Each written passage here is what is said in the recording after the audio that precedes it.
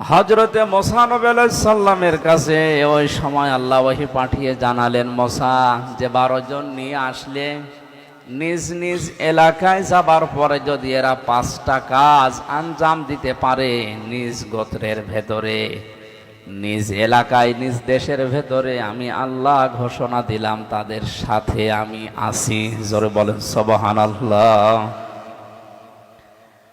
আমি আল্লাহ আছি মানে আমার রহমত আছে তাদের সাথে, আমার বরকত তাদের সাথে থাকবে। আমাদের এই 18 কোটির উপরে মানুষ, এখন যে অবস্থা আমাদের দেশে, 56,000 বর্গ মাইলের এই দেশের পরও 12 থেকে 14 লাখ মানুষ পাশের দেশ থেকে এসেছে। সব মিলে আমাদের পা ফেলার মতো জায়গা নেই। বিশ্বের অন্যান্য দেশের জায়গা, জমিন, জনসংখ্যা হিসাব করলে আমার মনে হয় এই দেশে পা ফেলার মতো আসলে জায়গা নেই।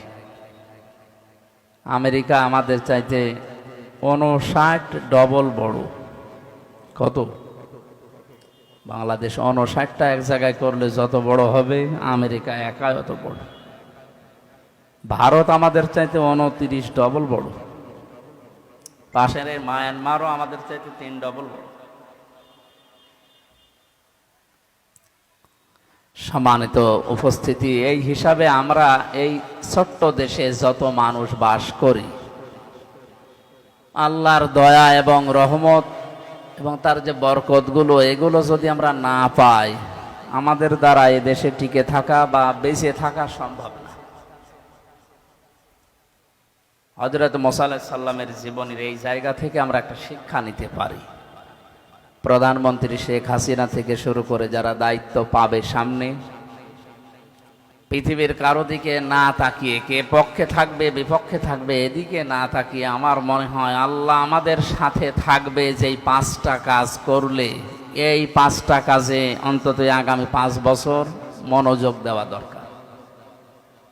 কি কথা বলেন না কেন?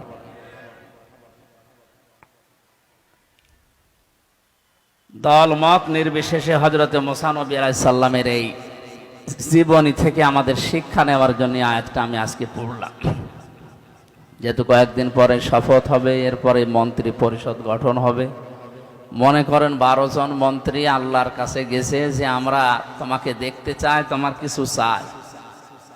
আল্লাহ তাআলা যদি বলেন বাংলাদেশের এই 12 জন মন্ত্রী আমার সাথে দেখা হবে না, কিন্তু আমি তোমাদের সাথে আছি, আমার রহমত, আমার বরকত আমি ঢেলে দেব। সৌদি আরবে কয়েকদিন আগে স্বর্ণের খনি পেয়েছে। বাংলাদেশে এরকম কোন খনি আল্লাহ আবিষ্কার করে দিতে পারে না, তার দ্বারা সম্ভব না। সুতরাং অনেক কোন বললে ফায়াকনের পর্যায়ে আসতে আর 1 সেকেন্ডও সময় লাগে না। এই হিসাবে আমরা আল্লাহর দিকে তাকিয়ে তাকে সঙ্গে রাখার জন্য মুসা নবী আলাইহিস সালামকে যেমন 5টা কথা বলেছিলেন, আমাদের অভিভাবক যারা সামনে হচ্ছে এদেরকে আমরা এই 5টা কাজের আঞ্জাম দেওয়ার জন্য অনুরোধ জানাবো। আল্লাহ পাক বলেন, মুসা এদেরকে বলো নিজ নিজ এলাকায় যে তারা যদি লাইন আকামতুমুস সালাতা ওয়া আতাইতুমুজ যাকাতা ওয়া আমানতুম বিরুসুলি, 1 নম্বরে এরা যেন নিজ এলাকায় গিয়ে নামাজ কায়েম করে। কি করে বলেন? বাংলাদেশের প্রধানমন্ত্রী যিনি হবেন, শপথ নেওয়ার পরেই তাদের উচিত হবে মুসলিম হিসাবে 56,000 বর্গ মাইলের দেশে আল্লাহর রহমত, দয়া এবং তাকে যদি আমরা সঙ্গে রাখতে চাই, সংসদে সর্বপ্রথম বিল পাশ করা লাগবে নামাজের। এ দাবিতে আপনারা আছেন না নেই? সূরা হজের 41 নম্বর আয়াতে আল্লাহ কোরআনে কারিমে জানিয়েছেন, কোন মুসলিম যদি রাষ্ট্র ক্ষমতা পায়, চেয়ার পাওয়ার পরে সংসদে প্রথম অধিবেশনেই তারা 4টা কাজ জারি করবে। আল্লাযীনা ইম্মাক্কান্নাহুম ফিল আরদি আকামুস সালাতা ওয়া আতাবুজ যাকাতা وأمروا بالمعروف ونهوا عن المنكر ولله عاقبة الأمور। আমি পৃথিবীর কোন মুমিনকে যদি রাষ্ট্র ক্ষমতায় বসাই, ক্ষমতার চেয়ারে বসার পরেই তারা সর্বপ্রথম সংসদে নামাজের বিল পাশ করবে। কিসে? 50 বছরের উপরে আমরা পার হয়ে গেলাম, স্বাধীন হয়েছি। আপনি ঘুরে ফিরে দেখেন 50 বছরে একবারও কোনো হিন্দু প্রধানমন্ত্রী হয়নি। বলেন বলেন, নামে হলে অন্তত মুসলমান প্রধানমন্ত্রী আমরা পাই। রাষ্ট্রপতি বলেন, প্রধানমন্ত্রী বলেন, যাই আমরা 50 বছরে পেয়েছি সে মুসলিম। উচিত ছিল অন্তত এদেশে 50 বছরের সংসদে নামাজের বিলটা পাশ করা।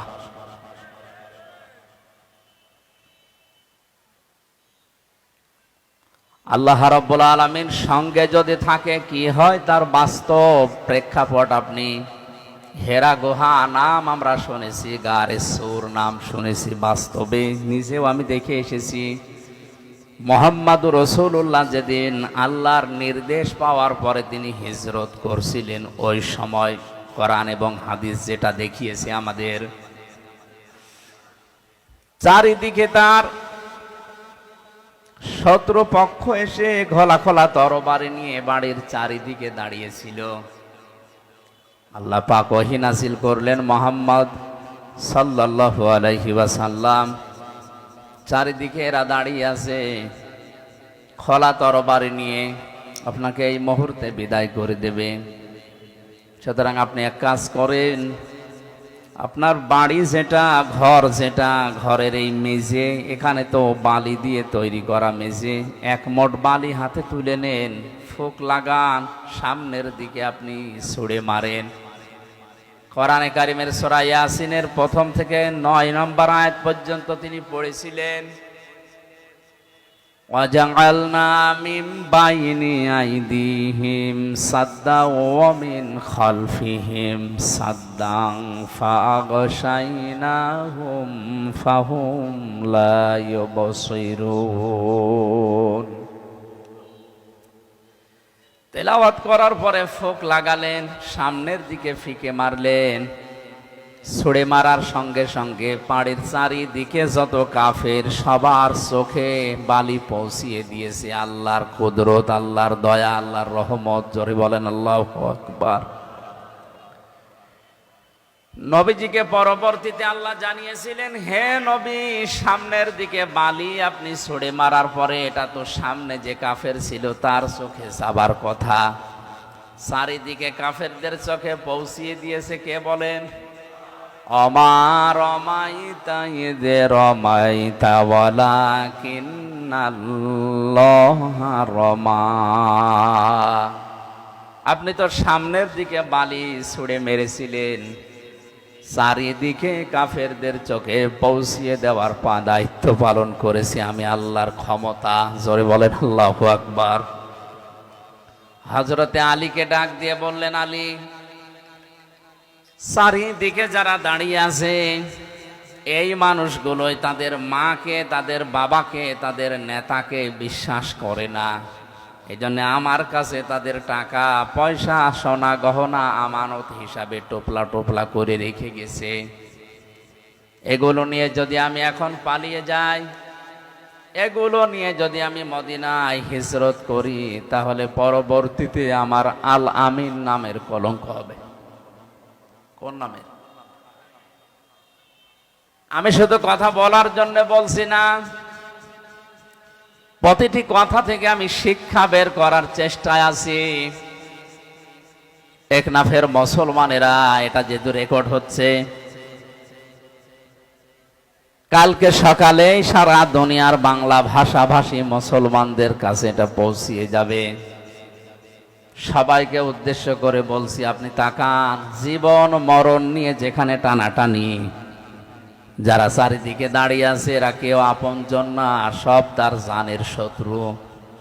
এই অবস্থায় তাদের মালামাল, তাদের সম্পদ আরো নিয়ে চলে যেতে পারলে আনন্দ লাগে, অথচ নবীজি নিজের আল আমিন নামের আসাদিক নামের কলঙ্ক হয়ে যাবে, এ কারণে নিজের চাচাতো ভাই হযরতে আলীকে ডাক দিয়ে বললেন, আলী, এ জায়গাটা যদিও নিরাপদ না, তারপরেও তুমি আমার বিছানার ওপরে আমার চাদর মোড়া দিয়ে এখানে শুয়ে থাকো। আমানতের দায়িত্ব কত কঠিন আপনি চিন্তা করেন।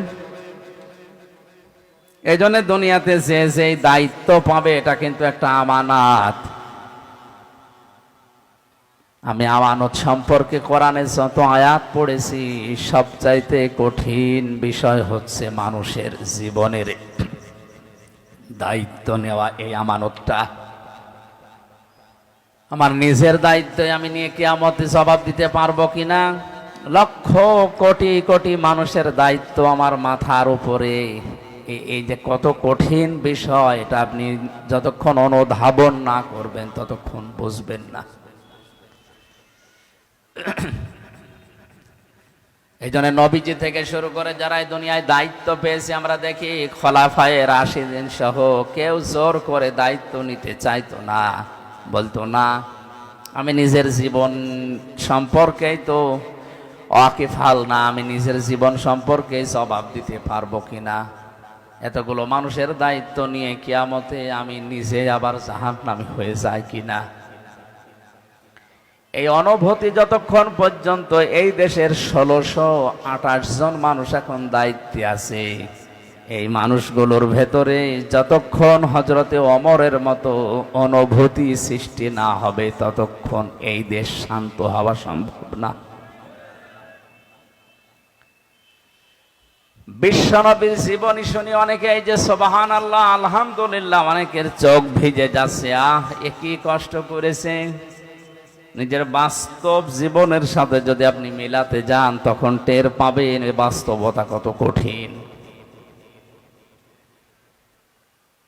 আমরা জানি নবীজির জীবনী শুনলে সওয়াব হয়। হ্যাঁ, কখন সওয়াব হয়? যখন এই কথাগুলো নিজের প্র্যাকটিক্যাল লাইফে আপনি মিলাতে পারবেন তখন। হযরতে আলীকে বললেন, আমার এই চাদরটা মোড়া দিয়ে এখানে ঘুমিয়ে থাকো। ওই যে টোপলা টোপলা গুলো দেখতে পাও, এগুলো কারো স্বর্ণ, কারো রূপা, কারো টাকা পয়সা আমার কাছে রাখা। ওরা নিজেদের মানুষদেরকে বিশ্বাস না করে আমার কাছে আমানত রেখেছে। এগুলো আমি হিজরত করে যখন চলে যাব, ওরা সকালবেলা এসে আমারে পাবে না। আমাকে না পেয়ে আমার বিছানায় যখন তোমাকে পাবে, সঙ্গে সঙ্গে তুমি এই নাম লিখা লিখা দেখে তাদের হাতে তাদের এই আমানত গুলো পৌঁছিয়ে দিও। হুজুর বলেন আল্লাহু আকবার। হযরতে আলী বলেন, সকাল বেলায় ওরা এসে দেখে চাদর মোড়া দিয়ে আমি ঘুমিয়ে আছি। বারবার আমাকে ডাক দেয়, মোহাম্মদ ওঠো। ওরা তো জানে না চাদরের নিচে কি আছে। একবার, দুইবার, তিনবার ডাক দেওয়ার পরও যখন আমি উঠি না, জোর করে ওরা চাদর টানাটানি করছিল। সিরাত ইবনে হিশাম লিখেছে, যত টানাটানি করে হযরতে আলী চাদরটা তত শক্ত করে ধরে রাখে। তার মনের ভেতরে এই চিন্তা ছিল, এরা চাদর টানাটানি করতে করতে যত সময় ক্ষেপণ হবে, বিশ্ব নবী 2 পা হলেও মদিনার দিকে এগিয়ে যাবে। টেকনাফের মুসলমানের এখান থেকে হযরতে আলী জীবন চলে যাবে এখনই, কোনো গ্যারান্টি নেই তার হাতে এখনই চলে যেতে পারে। কারণ আন্দাজে যদি এক কোপ দেয় তরবারি দিয়ে, সঙ্গে সঙ্গে জীবন চলে যাবে। কিন্তু তার মনের ভেতরে এই আকাঙ্ক্ষা, এই কামনা, এই বাসনা যে আমি টানাটানি করতে করতে আমার জীবনও যদি শেষ হয়ে যায়, যতক্ষণ সময় ক্ষেপণ হবে বিশ্ব নবীকে আল্লাহ 2 পা হলেও মদিনার দিকে নিরাপদে এগিয়ে দেবে। আমাদের সামনে এরকম সময় যদি আসে, জীবন যদি চলেও যায়, আমি আঁকড়িয়ে ধরে রাখবো ইসলামকে। পেছনের দরজা দিয়ে হলেও এমন ভাবে ইসলামকে সাহায্য করব, আল্লাহর বিধানকে এগিয়ে দেওয়ার জন্য। অন্তত আল্লাহর বিধান যেন এই পৃথিবীতে 2 দিনের জন্যও টিকে থাকে। আমার কথার অর্থ হয়তো আলেমরা বুঝেছেন। আমাদের মহা আমানতের দায়িত্ব এখন মাথার উপরে। এই মেম্বারগুলো, এই স্টেজগুলোর আমানত বড় কঠিন আমানত। এটা যদি আমি সঠিকভাবে পালন না করি, আল্লাহ নিজে এবং যত সৃষ্টিকুল আছে সবাই আমার উপরে লানত দেওয়া আরম্ভ করবে। জোরে বলেন নাউজুবিল্লাহ। কোরআনে কারিমে 2 জায়গায় আয়াতটা আমি পেয়েছি, ইন্নাল্লাযীনা ইয়াকতুমুনা মা আনজালাল্লাহু মিনাল কিতাবি ওয়া ইয়াশতারুনা বিহি সামানান ক্বালীলা উলাইকা মা ইয়াকুলুনা ফি বুতুনিহিম ইল্লান নার।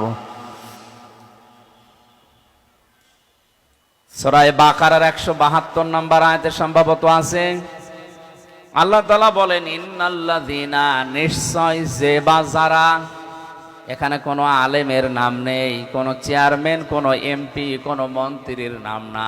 আল্লাযীনা ইসমে মৌসুলা, সবাই এর ভেতরে আমরা আছি। নিশ্চয় যে বা যারা, মা আনজালাল্লাহু মিনাল কিতাবি, যা আমি আমার কিতাবের ভেতরে নাজিল করেছি, এটা জানার পরেও দুনিয়ার কোনো স্বার্থ পেয়ে এটা গোপন করে রাখছে, ভবিষ্যতেও রাখবে। এক তো মনে, এটা মোজারে, বর্তমান ভবিষ্যৎ, প্রেজেন্ট ফিউচার, 2টা কাল নিয়ে আল্লাহ এই শব্দটা গঠন করেছেন। একটু খেয়াল করে শোনেন, কোরআনের কোন শব্দ বোঝার জন্য কোনো মানুষ যদি চেষ্টা করে, ওটা যদি নাও বোঝে, তাও 500 রাকাত নফল নামাজের সওয়াব হয়। একটু খেয়াল করেন, এক তো মোনা, যারা গোপন করছে ভবিষ্যতেও করবে, যেহেতু 2টা কাল আছে।